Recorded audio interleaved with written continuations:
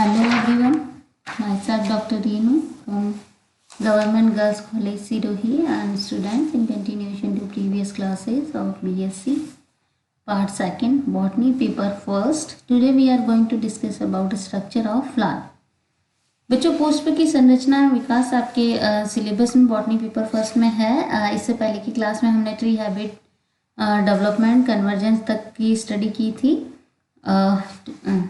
Flower क्या होता है इसके बारे में थोड़ा सा हम पहले इसकी हिस्ट्री के बारे में देखें अगर तो वनस्पति विज्ञान की वह शाखा जिसके अंतर्गत उच्च वर्गीय पौधों की जनन संबंधी प्रक्रियाओं जैसे कि गैमेट फॉर्मेशन, क्या कह रहे हैं हम, भ्रूण विज्ञान क्या होता है, एम्ब्रियोलॉजी की बात कर रहे हैं फर्स्ट कि what is embryology is a branch of science under which the formation of gametes, fertilisation,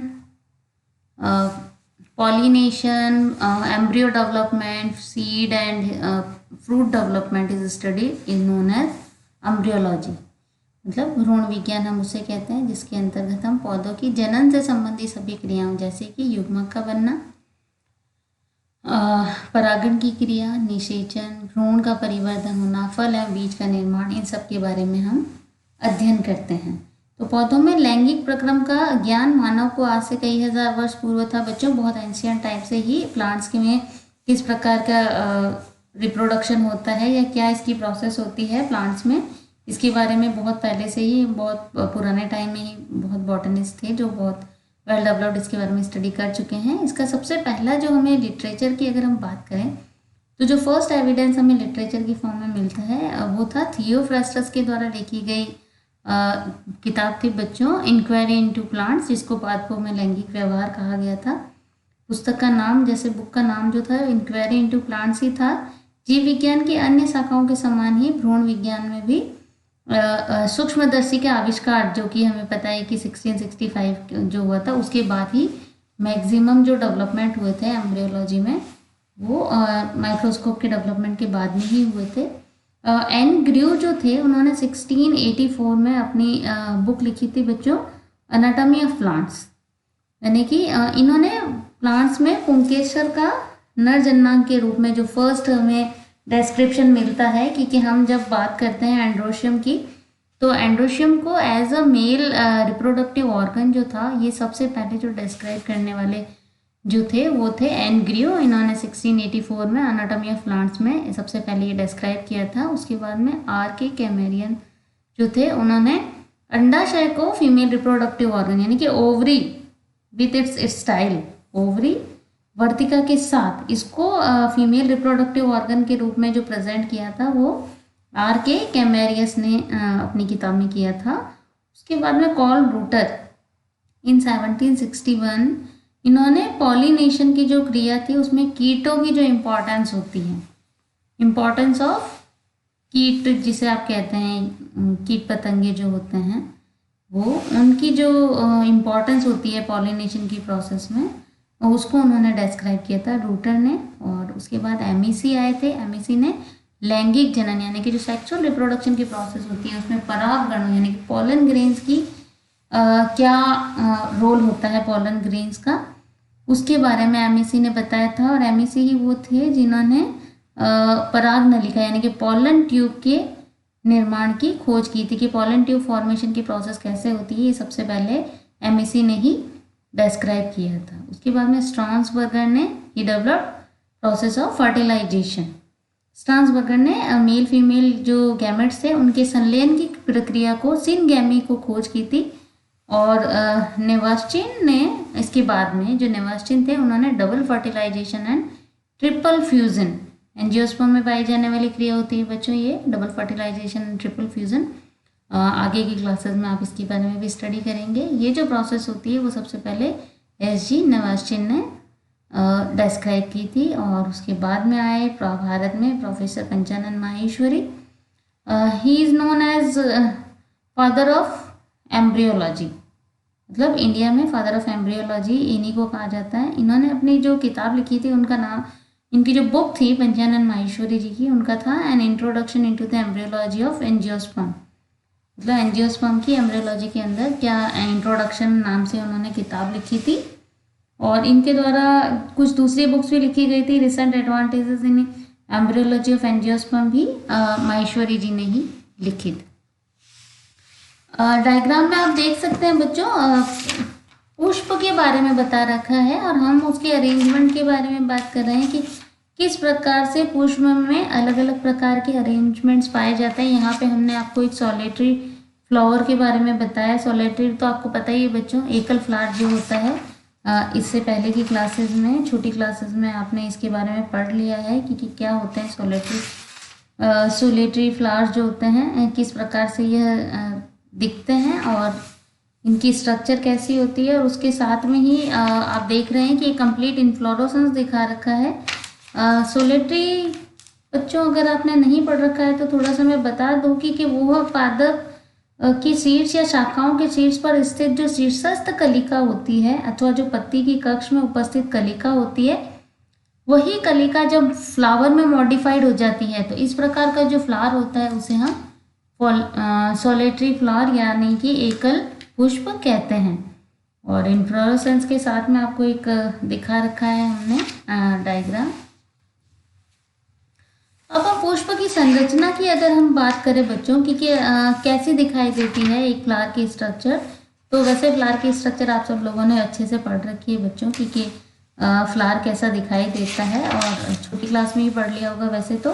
पर हाँ, अगर बेसिकली हम बात करें कि पौधे के जीवन चक्र को आगे बढ़ाने के लिए और उसमें लाइफ स्पैन को बढ़ाने के लिए, उसकी वंश की जीनस को आगे बढ़ाने के लिए फ्लावर जो होती है वो बहुत इंपॉर्टेंट रोल प्ले करता है बच्चों। और हमें भी पता है कि इस संदर्भ में एक प्रारूपिक पुष्प के विभिन्न उपांगों एवं भागों को अगर हम बात करें तो पुष्पीय उपांग जो होते हैं वो mainly it is divided into two part. First one is वर्दी अंग होते हैं या इनको सहायक अंग या फिर एसेसरी ऑर्गन्स कहा जाता है। और एसेसरी ऑर्गन्स और सेकंड जो है बच्चों वो जो है आवश्यक अंग होते हैं, नेसेसरी जिसे आप कहते हो या एसेंशियल ऑर्गन्स जिसे कहते हो वो होते हैं। तो फ्लावर की स्ट्रक्चर हमने आपको देखी है, डायग्राम में आपको बहुत अच्छे से दिखाई दे रही है। एक फ्लावर में क्या क्या पार्ट्स हो सकते हैं, पेडिकल होता है, सेपल्स होते हैं, पेटल्स होते हैं, पत्तियां जिसे फूल की जो पत्तियां जिसे आप कहते हो वो पेटल्स कहलाती हैं। इसके अलावा ओव्यूल्स दिखाई दे रहे हैं बच्चों आपको, ओवरी दिखाई दे रही है, style and stigma, all these are part of female reproductive organ. और पिस्टिल दिखाई दे रहा है, एंथर दिखाई दे रहा है, एंड फिलामेंट ये स्टैमन है, ये मेल रिप्रोडक्टिव ऑर्गन के पार्ट्स होते हैं। First we are going to discuss about flower जो उपांग होते हैं, पुष्पीय उपांग जो होते हैं उनके बारे में बात करें हम तो हमने पहले बोला था वर्धीय सहायक उपांग होते हैं। या हम आउटर टू इनर की तरफ चलें तो सबसे पहले से अगर हम शुरू करें पुष्पीय उपांगों के बारे में, सबसे पहले जो हमें दिखाई देता है फर्स्ट वन इज बाह्य दलपुंज। क्या होता है, इसे आप इंग्लिश में कैलिक्स कहेंगे बच्चों। We are going to discuss about calyx. पुष्पीय उपांगों का जो सबसे बाहर का चक्र होता है, यानी जब कभी भी हम फ्लावर को डिस्क्राइब करना शुरू करते हैं तो सबसे बाहरी जो लेयर होती है उसे हम कैलिक्स कहते हैं। और यह जो होती है अनेक पत्ती नुमा हरी संरचनाओं से बना, यानी जब कभी भी आपको एक गुलाब का फूल अगर आप तोड़कर देखें तो सबसे फ्लावर के नीचे की तरफ जो छोटी छोटी हरी हरी पत्ती नुमा संरचना दिखाई देती है, इसी को हम कैलिक्स या बाह्य दलपुंज कहते हैं। इन्हीं को आप सेपल्स भी कहते हैं, सेपल्स भी इन्हीं को कहा जाता है। और इनका कार्य होता है कलिका अवस्था में पुष्प की सुरक्षा करना, मतलब यह प्रोटेक्शन प्रोवाइड करने का काम करते हैं। और इन कुछ पादपों में अपवाद स्वरूप जैसे आइरिस, ग्लैडियोलस और ट्यूलिप आपने देख रखा होगा बच्चों, डेकोरेशन में काम में आने वाला है कि इनमें दलपत्रों के समान रंगीन भी होते हैं। जो पुष्प मतलब क्या कह रहे हैं, बाह्य दल जो होते हैं वो कैलिक्स जो होते हैं वो कोरोला की तरह कलरफुल पाए जाते हैं, ये हमने एक्सेप्शंस बताए।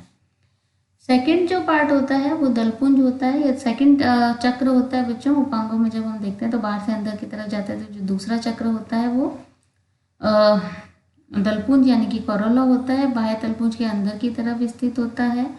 और सामान्यतः अगर हम कॉमनली या जनरली बात करें तो यह कलरफुल होते हैं, इन्हीं को हम पेटल्स कहते हैं।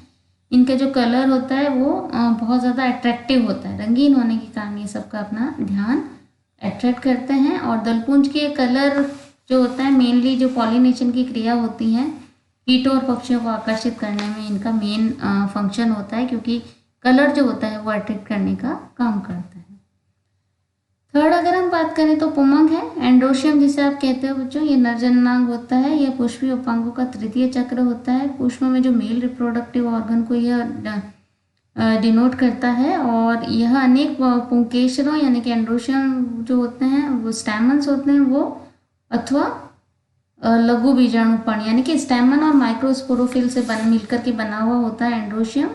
और विभिन्न जातियों में पुंकेसरों की संख्या जो होती है बच्चों वो वेरी करती है, अलग अलग जातियों में अलग अलग होती है। और प्रत्येक जो स्टैमन होता है, पुंकेसर जो होता है वो स्टैमन जो होता है, it is divided into 2 parts, 2 parts में डिवाइडेड होता है। एक होता है पूतंतु जिसे फिलामेंट कहते हैं आप, और दूसरा होता है परागकोश जिसे एंथर कहते हैं। यानी एंथर और फिलामेंट दोनों मिलकर के पुंकेसर बनाते हैं। प्रत्येक परागकोश में सामान्यतः 2 एंथर लोब्स भी होते हैं, और प्रत्येक परागकोश में अनेक पॉलन्स का निर्माण होता है।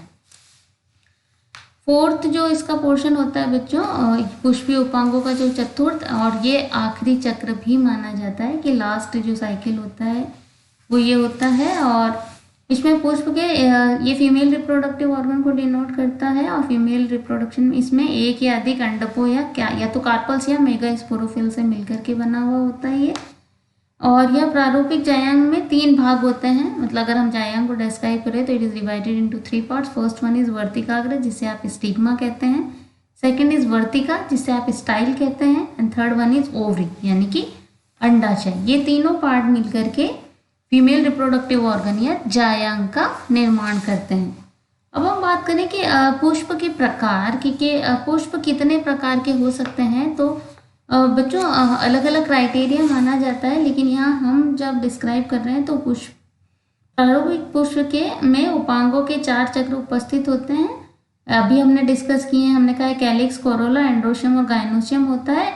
और ये सभी जो होते हैं वो थैलेमस या रिसेप्टेकल पर एक पर्टिकुलर जो एक इनका अरेंजमेंट होता है, एक निश्चित क्रम होता है बच्चों। और इन्हीं ये जो होता है क्रम होता है पुष्पासन पर, ये जो ऑर्गन्स होते हैं इनकी स्थिति के आधार पर ही हम फ्लावर्स को मेनली 3 टाइप्स में डिवाइड कर सकते हैं।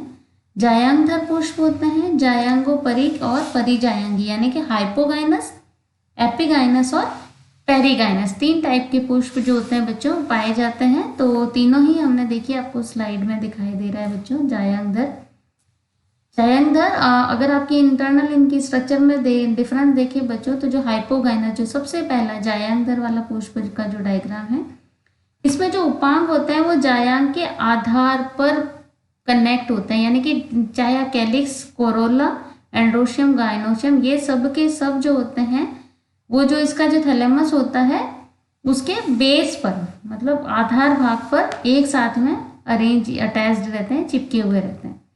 सेकेंड वन इज एपिगाइनस या जायांगोपरिक। इसमें क्या होता है कि जायांग के ऊपर देखिए बच्चों डायग्राम में भी दिखाई दे रहा है कि स्टिग्मा, स्टाइल, ओवरी नीचे की तरफ है और ओवरी के ऊपर मतलब ओवरी के नीचे अगर है अटैचमेंट स्टैमन वगैरह का तो ये जायांगधर हो गया। जायांगोपरिक यानी कि ओवरी के ऊपर अगर ये कैलिक्स, कोरोला और स्टाइल वगैरह लगे और ओवरी नीचे की तरफ है। और परिजायांगी जिसको आप पेरिगाइनस अरेंजमेंट ऑफ ऑर्गन्स कहते हैं, इसमें क्या होता है बच्चों कि ओवरी जो होती है वो मध्य में उपस्थित रहती है और ये सारे जो ऑर्गन्स होते हैं वो चारों तरफ से अरेंजमेंट करते हैं, मतलब एक प्याले नुमा संरचना बना लेते हैं। और जायांग प्याले के केंद्र की तरफ और अन्य उपांग जो होते हैं वो उसके परिधि की तरफ रहते हैं। तो इस प्रकार का जो अरेंजमेंट होता है उसे आप पेरिगाइनस टाइप ऑफ अरेंजमेंट कहते हैं। This is all about structure of flower. Thank you.